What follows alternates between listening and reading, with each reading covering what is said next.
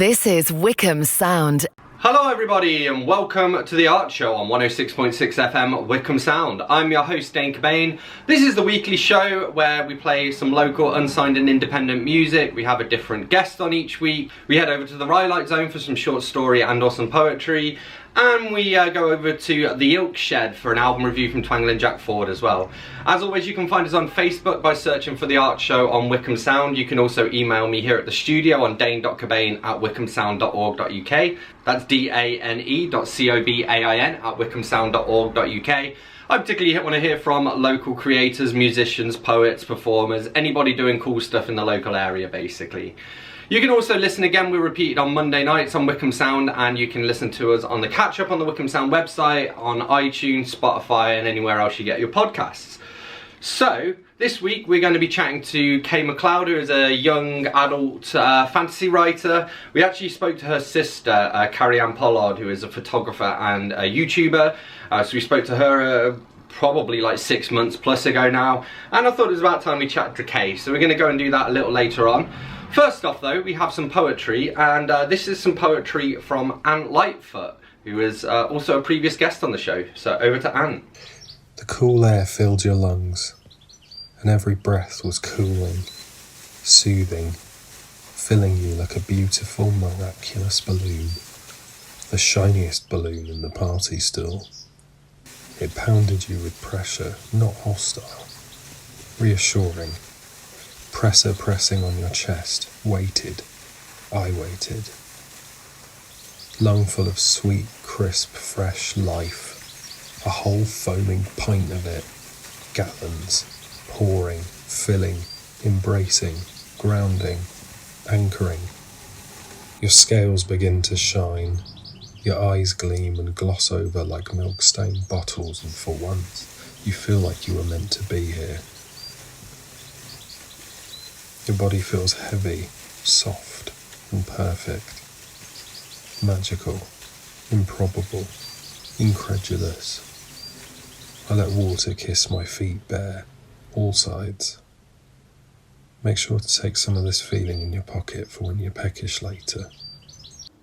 In times like this, I wonder, if you peeled back the top layer of my scalp, like if you managed to slide a finger in and under it like a cereal box lid, glue separating, that satisfying snap as you pass through the seal, feeling under a car bonnet for the little handle, fumbling around, running scissors delicately over expectant sticky tape, wearing a single rubber glove to enhance your grip strength, to twist off the lid, adorned with a tin of used elbow grease.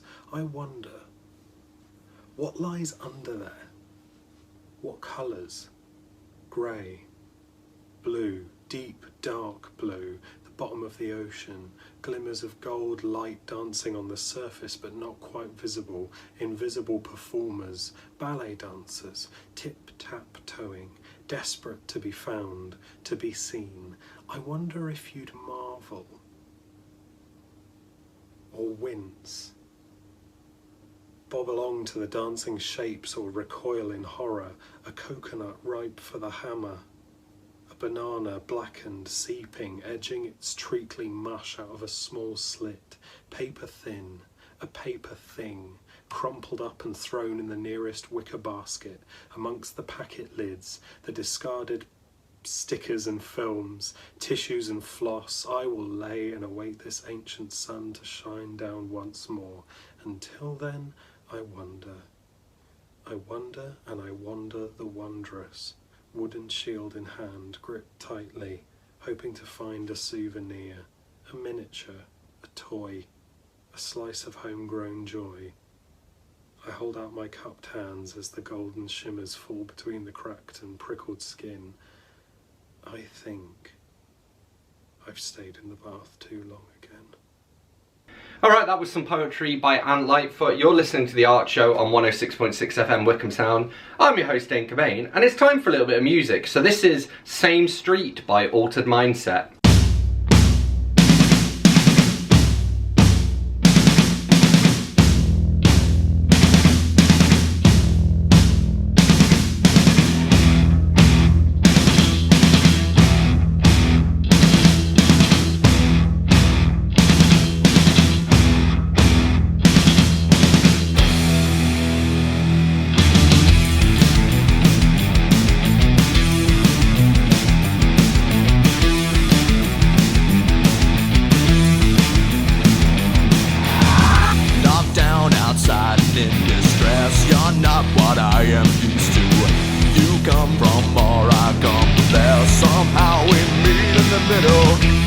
try to stand, stumble and fall. Bridges divide between us. Now we both understand the call. We're all just stuck in the middle.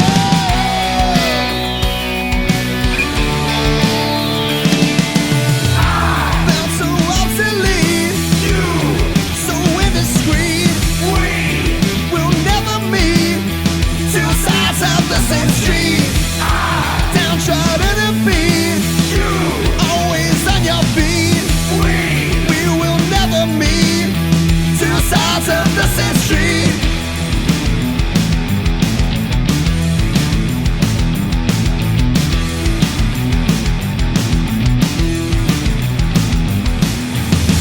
You had to stop me in my tracks, break down this wall between us, look far away to bring it back, so we're not stuck in the middle.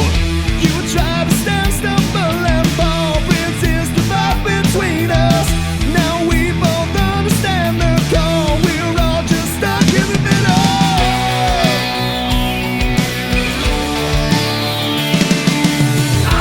Felt so obsolete, you so indiscreet. We will never meet. Two sides of the same street. Downtrodden and beat.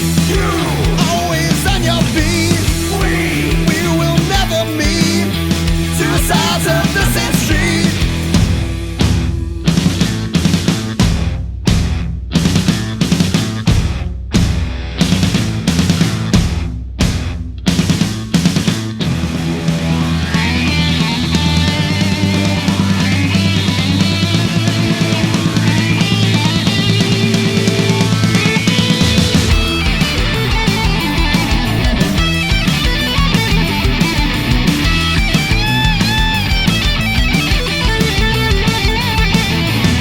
Knocked down outside and in despair. You're not what I am used to. You came from all, I came from there. Somehow we meet in the middle.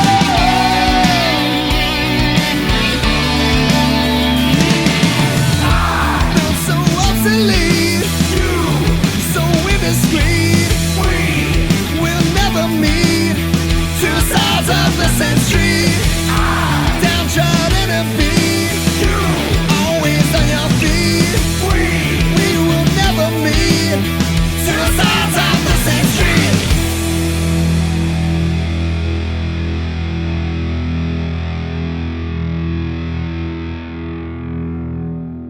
Couldn't understand why we moved around so much, why I had 9 schools in my youth. I was born since that war, so how could I know why you found it so hard to face the truth? Dunkirk, the Middle East, were memories buried deep. You refused to talk about that war you'd been through. Instead you found your peace, fishing lonely lochs and streams, or tending plants in each garden that you grew. Hoping the grass was greener, you moved our family on, seeking peace beyond each horizon new. You became a traveling salesman to keep those demons at bay until retirement and your dreams you could pursue. Dunkirk, the Middle East, were memories buried deep. You refused to talk about that war you'd been through. Instead you found your peace, fishing lonely lochs and streams, or tending plants in each garden that you grew. You couldn't share your feelings buried deep within, finding fault, something to blame in each new place. The bright Australian sun, dog poo on the streets, your reasons became more crazy to embrace. Dunkirk, the Middle East, were memories buried deep. You refused to talk about that war you'd been through.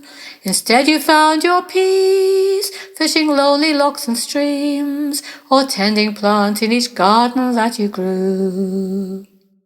You believed in that war, they said you came home unscathed, but peace was an illusion you couldn't embrace.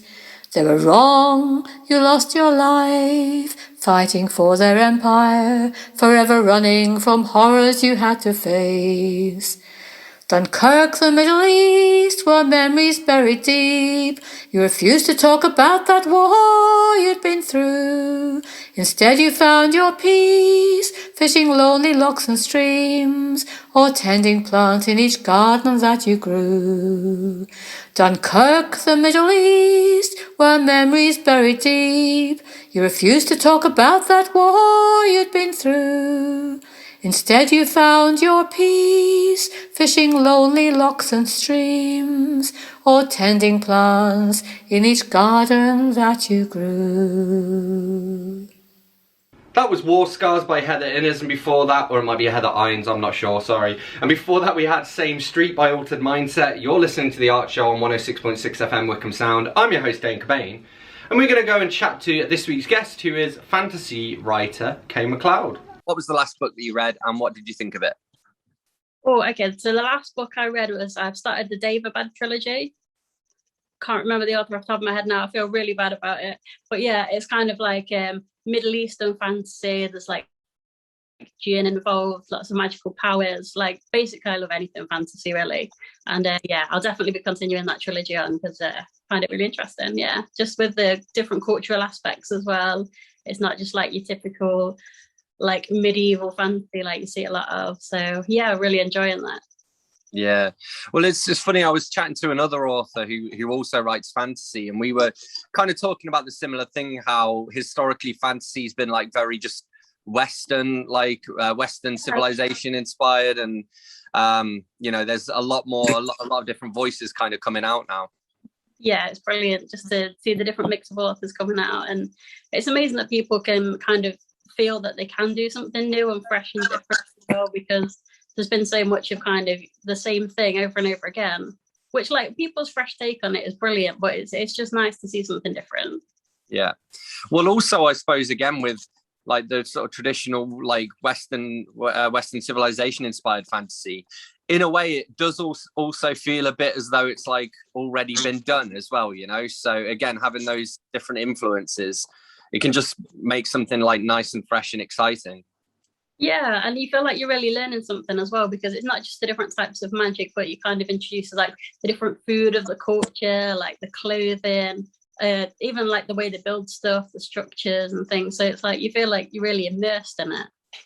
Yeah, it's funny. Yeah, so I mean, with fantasy, because obviously most people would think of fantasy as being like particularly like in the realms of imagination and made up and whatnot. Yeah. But again, like it kind of holds up a mirror to us as well. I mean, especially when you think of like the characters.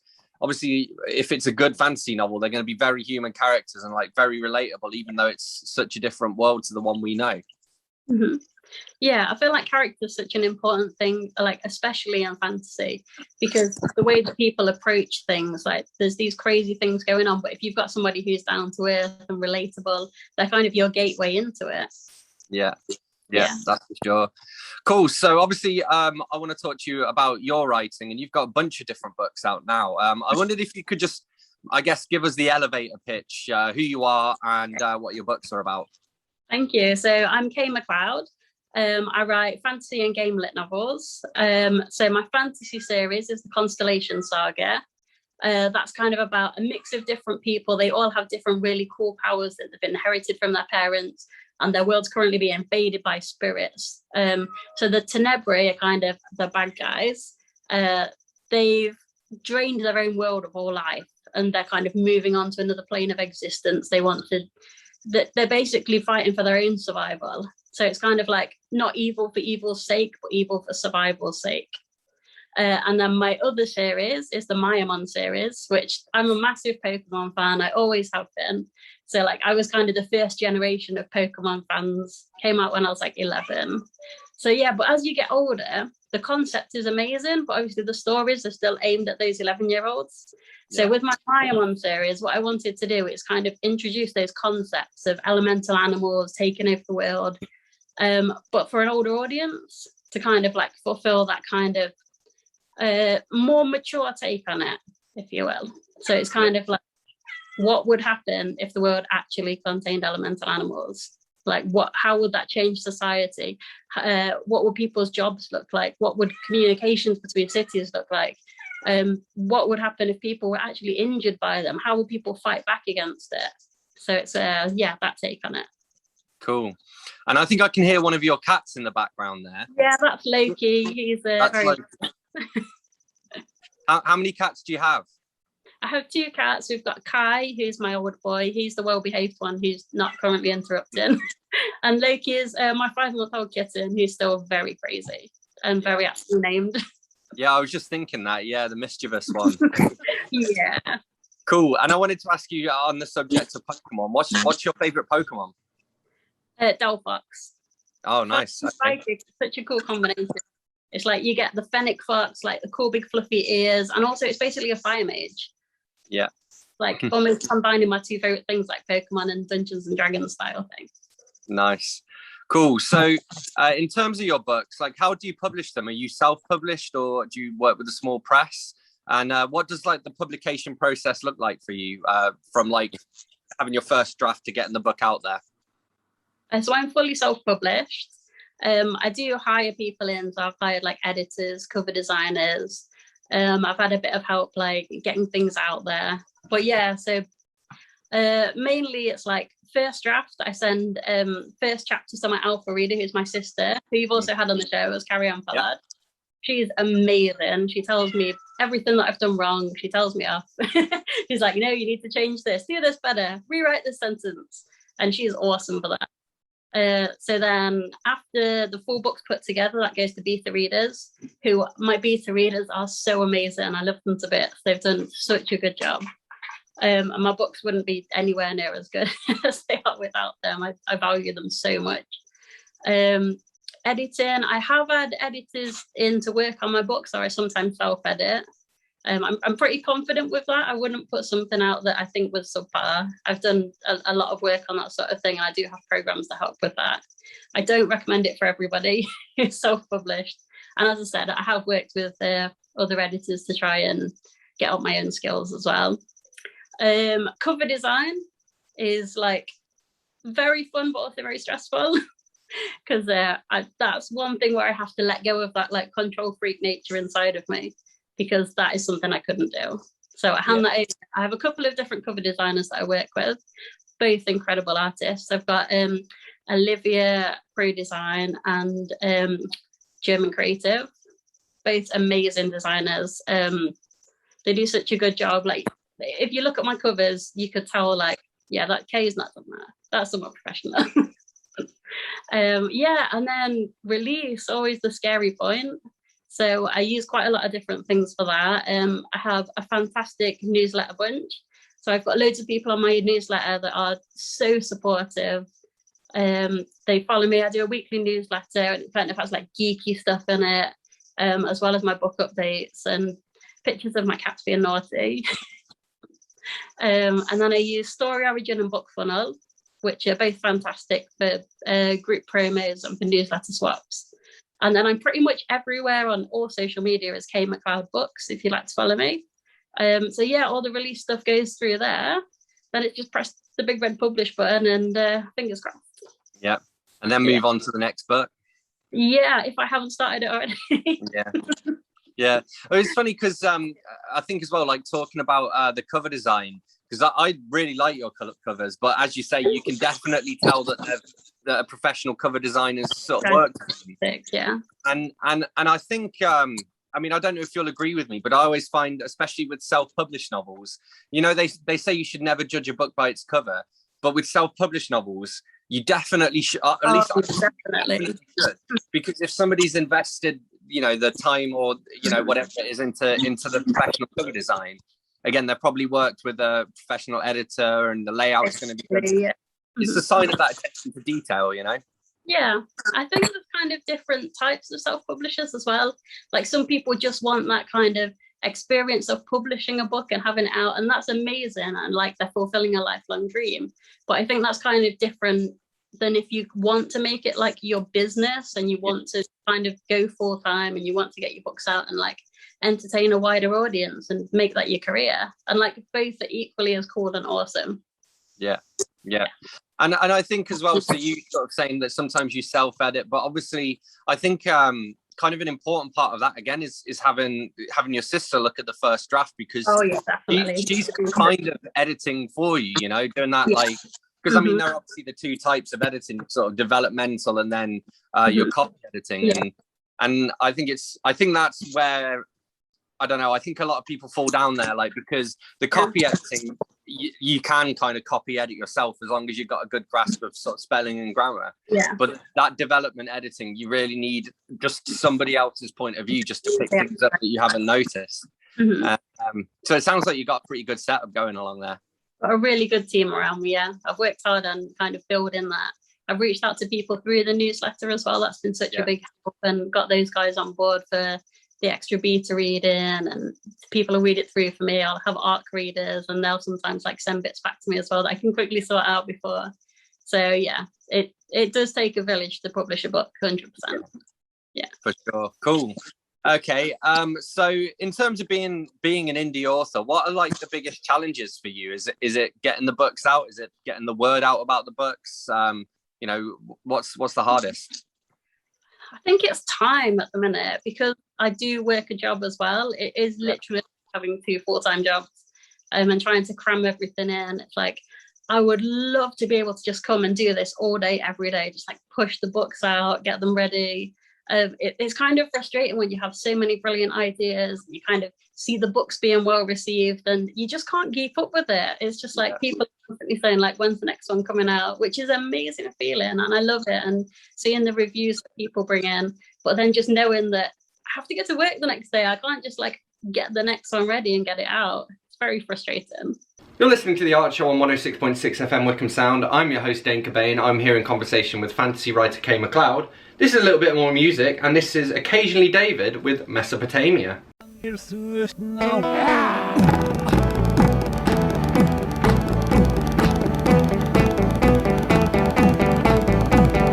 I'm gonna move to Mesopotamia, make a mess of pottage and share it with you. But because I'm a vegetarian, I'm not gonna sacrifice a goat. Instead, I'll make it up to you sufficiently with a body and an oat. A body and an oat. A body and an oat.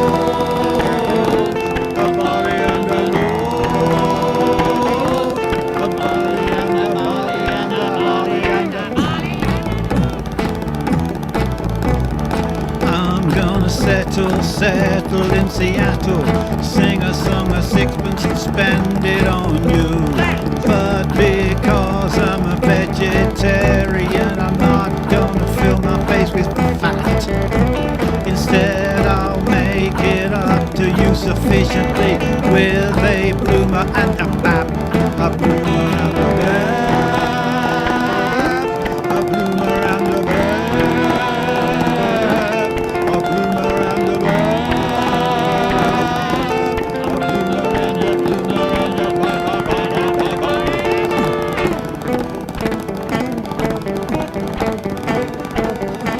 and a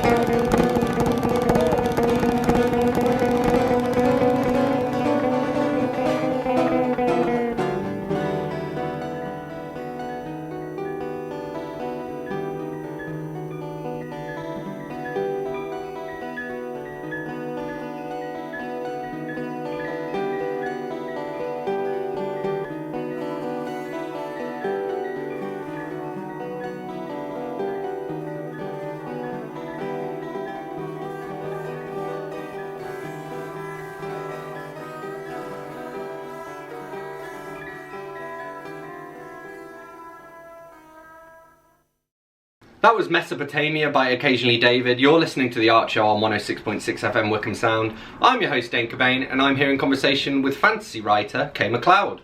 Well, I think as well, one thing that I've sort of talked to people about in the past is, like, obviously with a novel, it's a huge commitment, just again, that time commitment to get it out. So if say you're a musician, you're a singer-songwriter, you know, you can write a song, record one song, release that one song, but you can't really do that with a novel. You can't just release a chapter at a time, or I suppose you can, but you know, most people generally don't. So I don't know. I think it's like, it's also strange because it's like a longer period, almost in limbo while you're working on your project. Say you're 50,000 words into your book, you know, you've got maybe another 30,000 to go, and you want people to read it and you want to know what the reaction is, but also, you know, you can't put it out until it's done. So there's that, like, you know, it could be 9 months, a year, it could be longer between when you start work on a book and when you first actually get any feedback from it, you know? Yeah, and it's so tempting to just push it out when it's ready as well, but you have to be like, no, go over it, proofread it. What I like to do as well is listen back to my work as well. I use like the words text speech, and that's fantastic for picking up any little errors that you've missed before.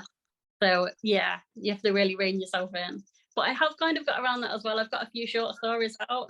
So I've got one fantasy short story. I've got a paranormal romance, which is not usually my style, but a friend of mine wrote a paranormal romance, and she asked a few of her author friends to write a story in that world. So we've got the Bulwark collection. So I do have a short story in there. And then I also wrote a welcome pack for my newsletter subscribers. That's got an exclusive Maya Mon story in it and a few other little bits that I've done. So it's kind of like, to get that out, it's just like write a short story now and again. Yeah, cool. Yeah. So like, that's quite interesting that you wrote sort of in somebody else's universe as well. How was that different for you, when you're creating the whole world for yourself? That was a really weird one because it was brand new in the sense that it was paranormal romance, which I don't really read, let alone write. And also it was set in the real world, which was kind of even scarier than writing in someone else's fantasy world. Because you have to do you have to make sure everything's right. You have to do your research. Yeah. It's set in America, which obviously you can tell by my accent, I'm British. So yeah, it's kind of finding out like the timings, like how people would speak over there. There's a lot more research to it, where as with my fantasy, I can just make it up. I can do whatever I want. Though I did get a review once where somebody complained that I used the wrong terminology in my fantasy novel. It's like, they don't use the word veterinary in those times. And I'm like, what times? I invented that word. Yes, they do. Yeah, it's funny because this fantasy author is a guy called Michael Israel Jarvis, and I was chatting to him because he does quite a lot of research for his fantasy novels, but it's because especially in things like big battle scenes, for example, he wants to make sure that the way he describes a catapult or whatever, that it's works correctly and all of this stuff, and even things like if somebody gets wounded, he wants to make sure that like the medical side of it does kind of make sense, even though it does look quite conspicuous. Yeah. Cool. So in terms of yourself, like, how much do you read, and do you think you need to be a reader before you become a writer?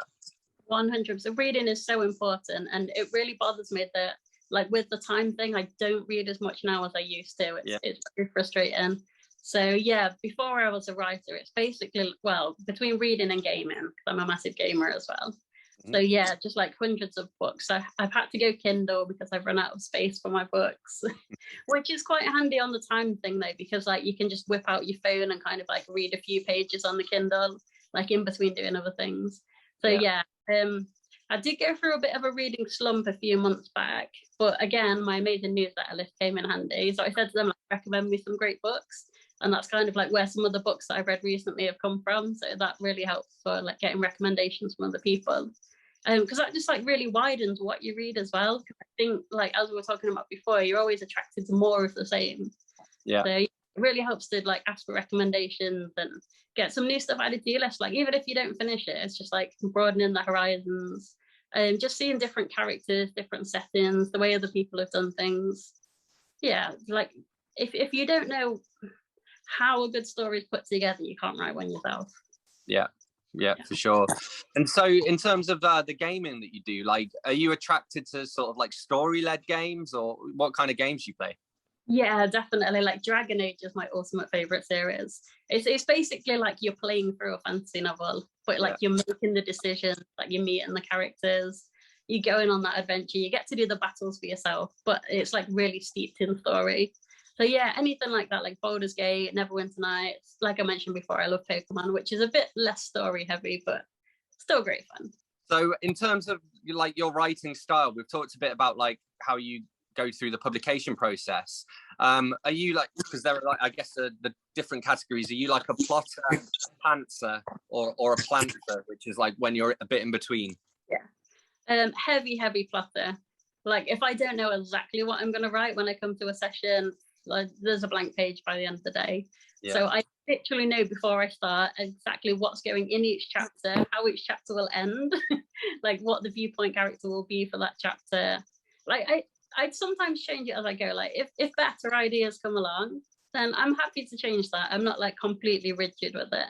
But yeah, I really have to know what I'm doing, because I feel like if you're making up the story, then you can't be as focused on being creative with the actual prose and like with the conversations within it. If I'm trying to figure out what's going to happen, then I'm not thinking about like the next cool snarky thing that they're going to come out and say. Yeah. No, that's cool. And also, like, I guess like little things like foreshadowing and stuff, you kind of need to know what's coming up to like tease it. But do you think as well, do you think like plotting and fantasy go particularly well together? Because I would have thought maybe they do, because you need to know about the world that you're writing in, you know? Yeah, I do a lot of world building beforehand as well. That's kind of where I get out like my next project. If I'm really excited about something else, I'll do the world building for that while I'm writing the current story. So I kind of like pages and pages in Evernote about my next world that I'm going to be writing in. So yeah, there's a lot of that beforehand. But that's like exciting and what I've always done even before I wrote. Like I used to draw quite a lot when I was younger, and I would come up with like different worlds and different characters. So that it just feels like something that's really innate for me. So that kind of just gets done naturally before I even get around to writing anything. Cool. Okay, so just a couple more questions. I wanted to ask you about Kaz. So what are the advantages of having a booktuber for a sister, and do you plan to ever follow in her footsteps? Massive helpfulness coming from a booktube sister. I can do words, I promise. I just better at writing them than saying them. Yeah, like I can't even emphasize how much help she's been through this whole thing. Like she's there step by step. She reads obviously a lot more than I do. She hasn't got all that pesky writing getting in the way.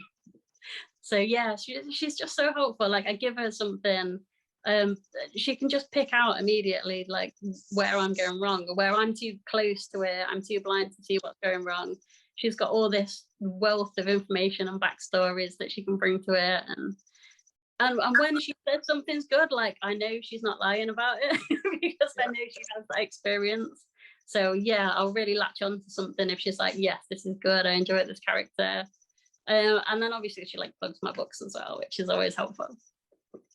As for following in footsteps, I think if I did something like that, it would be more like streaming games rather than booktubing, because I do spend so much time writing, like that kind of aspect of it. I think I would want to do something different rather than just filling my day with like more talking about writing and books and things. It's kind of that other aspect of me I'd like to bring to the table. I have considered streaming before, but yeah, maybe we'll get a bit more time. Yeah, I was going to say, I suppose a lot of it does come down to time. And again, one of the advantages of like streaming gameplay is that if you're going to spend the time playing the game anyway, then it's kind of like an easy win for you. Exactly. Yeah, it's like you just go online with it and have a bit of fun with some people. Yeah. Yeah, cool. I've been playing New Pokemon Snap recently, and that's like such an adorable game. So that would be a lot of fun to stream, I think. Awesome.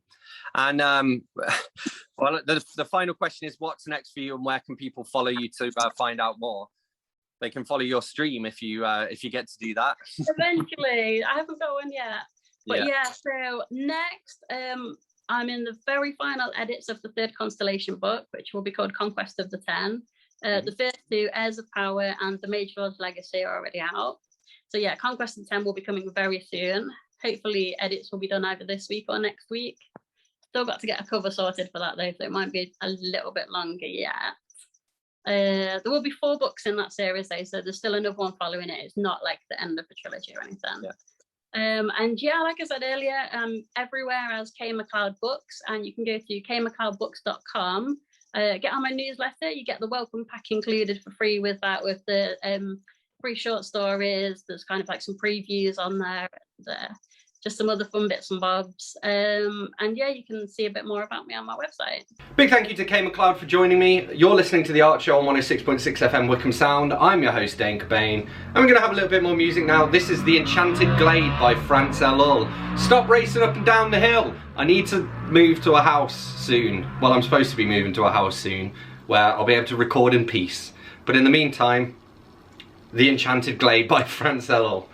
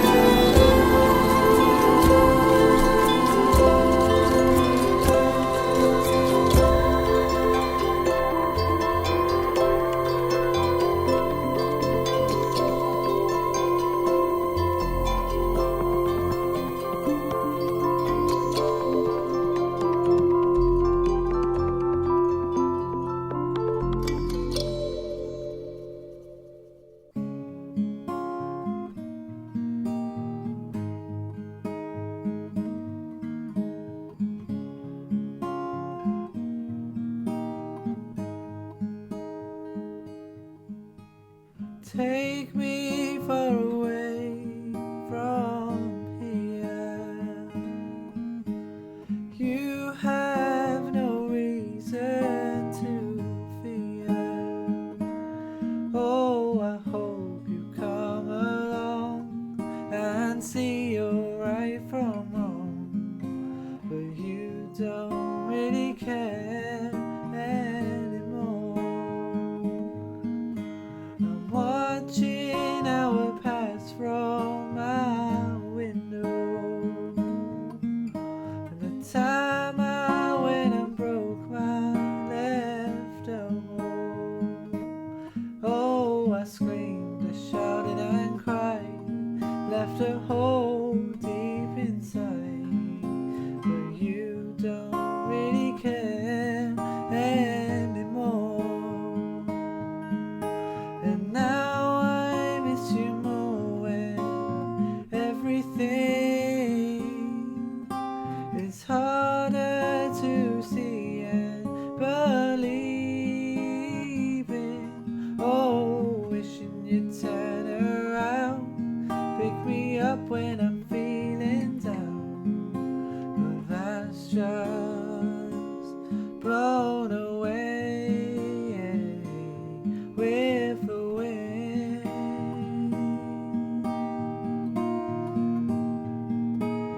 Oh,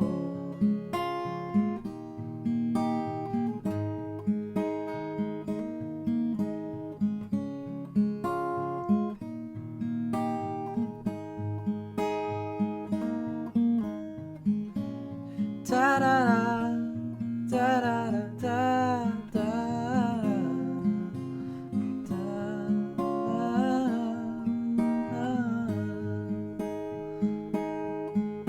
So take in every word of this song. My love is still strong, and when you're gone, oh, remember all those times and 13 reasons why our love will go on forevermore.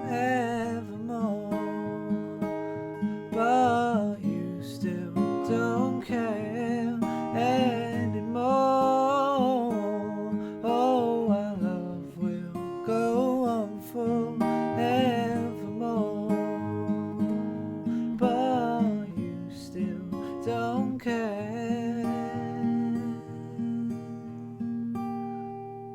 anymore.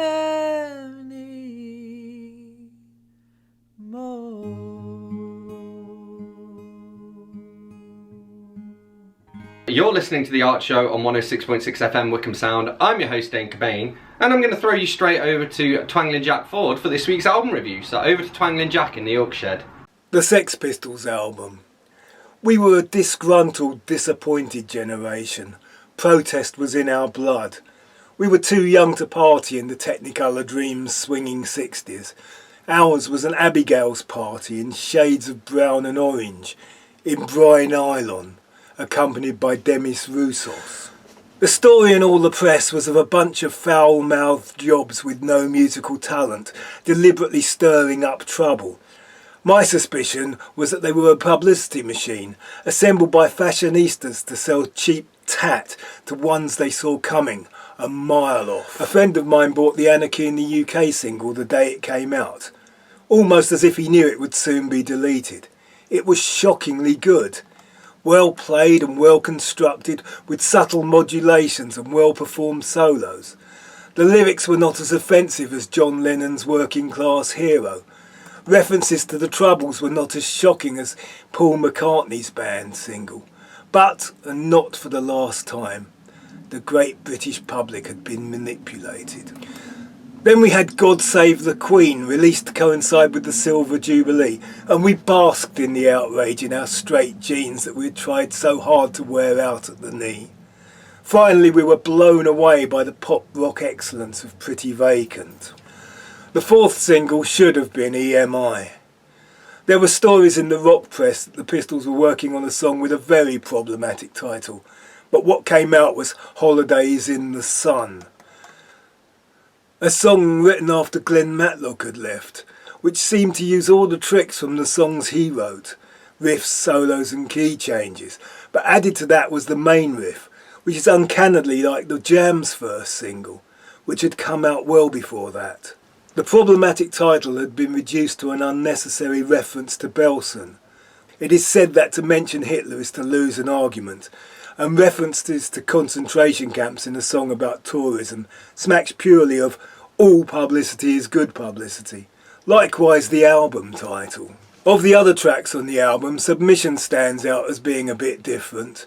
No Feelings is classic Pistols. It was a song that they had played in a nihilistic trio along with No Future, which became God Save the Queen, and Iggy and the Stooges' No Fun. On a day in December 1977, I had a choice of events to attend. It was the day of my work's Christmas party, and I also had a ticket to see the Sex Pistols at Brunel University in Uxbridge. I saw enough of the disappointing gig as I felt was sufficient to be able to claim I was there, and headed off to Barclays Bank in Uxbridge to the party, in the hope of a dance or even a snog with the bank manager's secretary.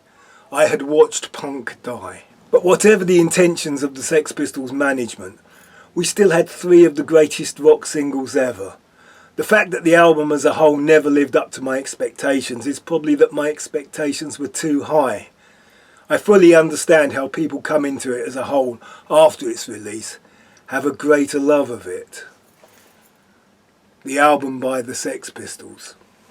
Big thank you to Twangling Jack Ford for this week's album review. Thanks to Kay MacLeod for joining me as this week's guest. Thanks to Ant Lightfoot for providing his poetry. Thanks to everybody whose music that I've played. Thanks to you for listening.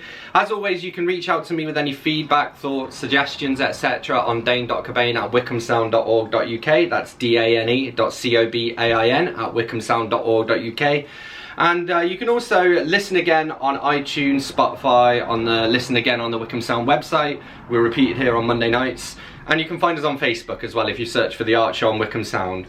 So, with all that said, I'm going to leave you with one last tune for this week. This is The Ilk, which is my band, with a song called I'll Be Mad If You'll Be Boring. I'll see you next week.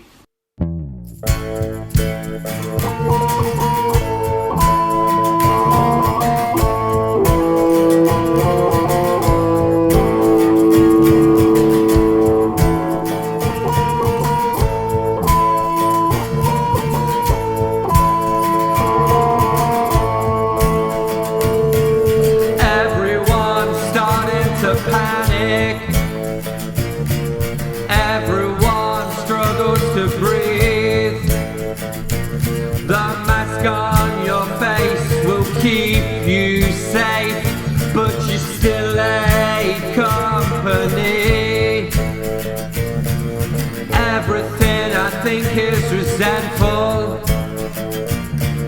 Everything I touch turns to. I'd like to pretend I got a gun in my hand, but it's only a temporary fix. I wanna stay inside my house. Not much point in going out. People no longer interest me. Depression and mediocrity.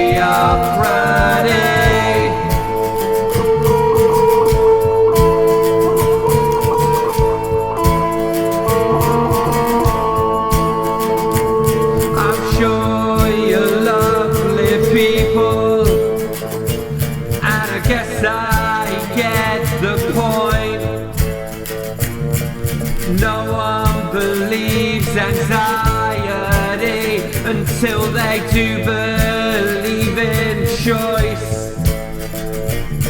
Sometimes I choose to be lonely. Sometimes I choose to be sane. If I was forced to relive my life, I wouldn't do much the same.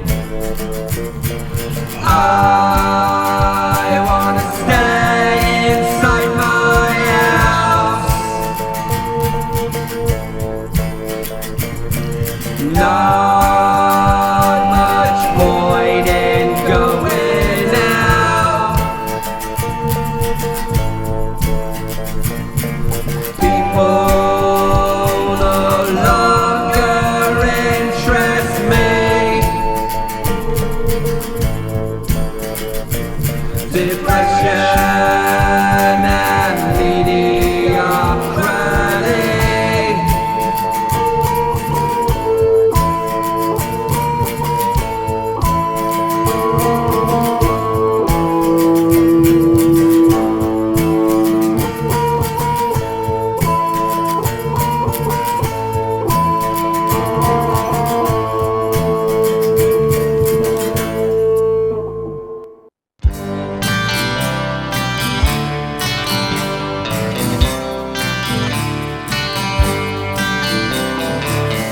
In the summer, walking in the sun, feeling good just to be young.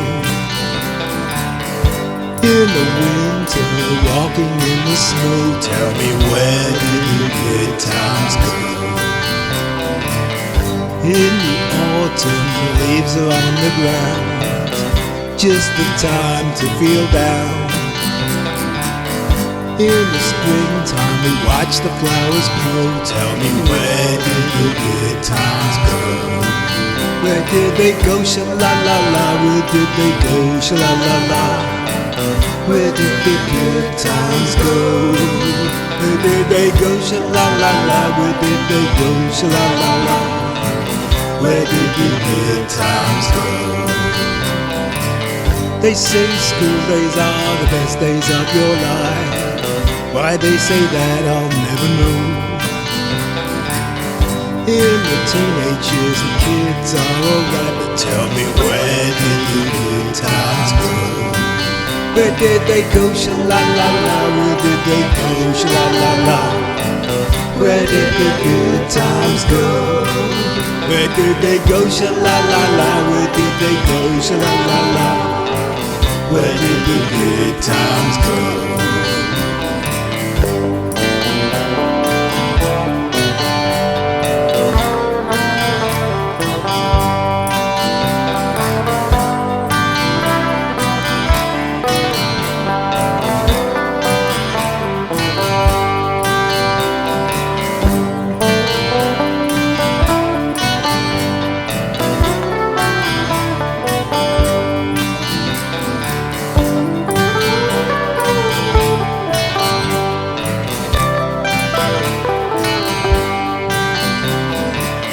Now we see the world has changed and we miss the lives we left behind.